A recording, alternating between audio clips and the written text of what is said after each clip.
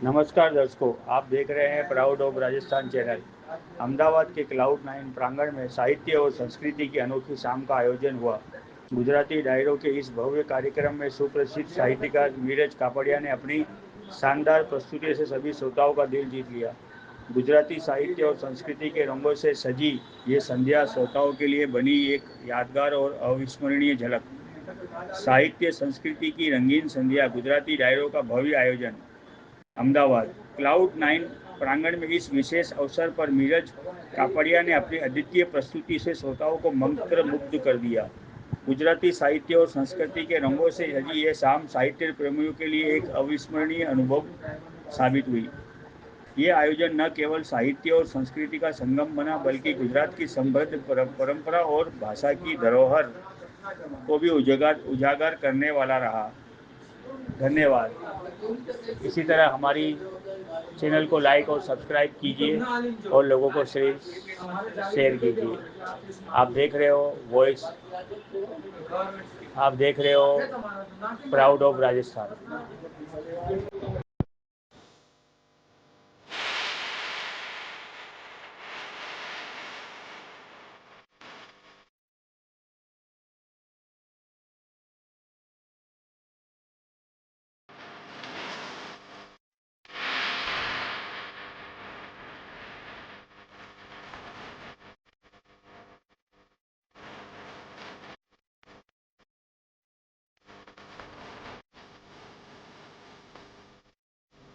છૂટી જાય છે યાર, એ બાપ ક્યાંક પાછળ છૂટી ના જાય એનું ધ્યાન રાખજો યાર। અને એમ કહેવાય કે જે આખી દુનિયાનો કરજદાર બની જાય છે તમને મોટા કરીને, કે જે આખી દુનિયાનો કરજદાર બની જાય છે તમને મોટા બનીને, આજે જવાનીમાં એવી પરિસ્થિતિ આવે છે જ્યારે દીકરાઓ દીકરીઓ મા બાપ પાસે હિસાબ માંગે છે યાર, અને તો પણ હિસાબ આપે છે, એ હોય છે બાપ। અને એથી આગળ વધીને કહું ને તો એવું કહેવાય કે કાલે તમે જેના સહારે ચાલતા હતા ને, આજે એનો સહારો બનવાનો ચાન્સ મળે ને યાર, એ ચાન્સ ને જવા ના દેતા, ક્યાંક મોડા ના પડતા યાર, એને પૂરેપૂરો સહારો આપજો।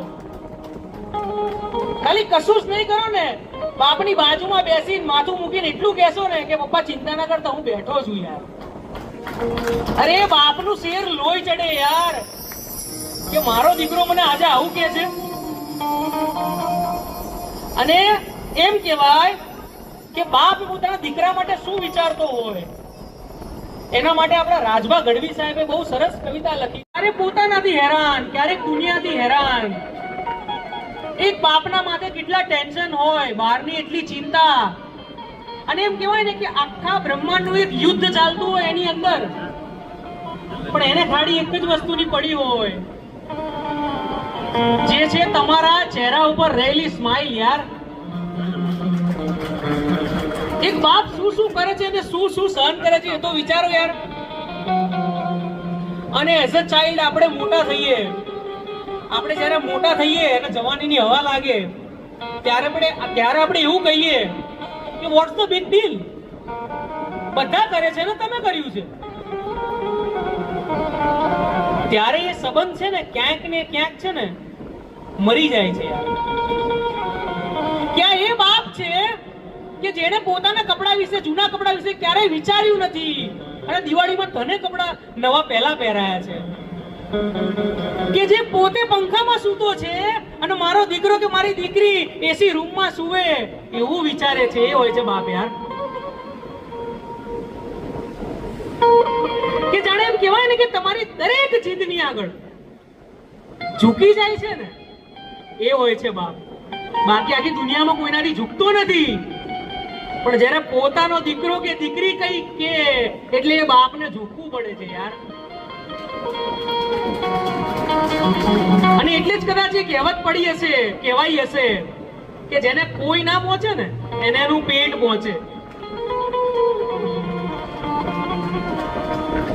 મારું